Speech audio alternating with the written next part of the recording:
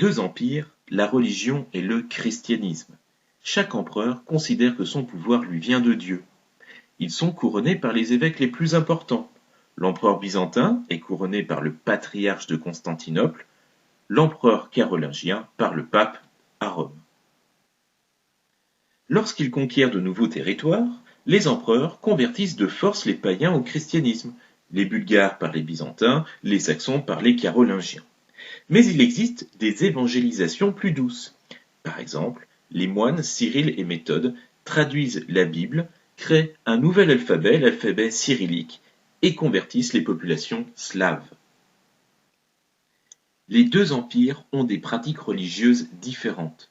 En Orient, la messe est dite en grec et les prêtres peuvent se marier. En Occident, la messe est dite en latin et les prêtres sont célibataires. Le pape et le patriarche s'affrontent souvent pour savoir qui est le plus important des deux évêques. Le schisme de 1054 consacre la séparation entre les deux églises chrétiennes.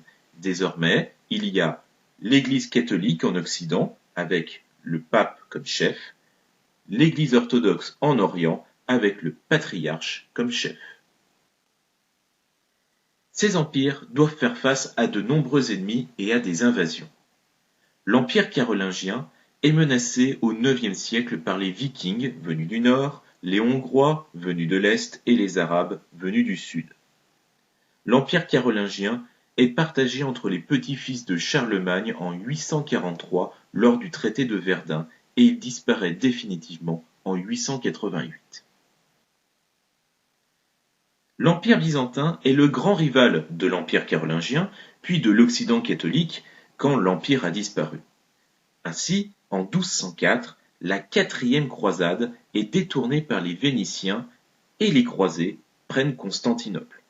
Dès lors, l'empire byzantin est en constante rétractation et il disparaît en 1453 lors de la prise de Constantinople par les Turcs ottomans.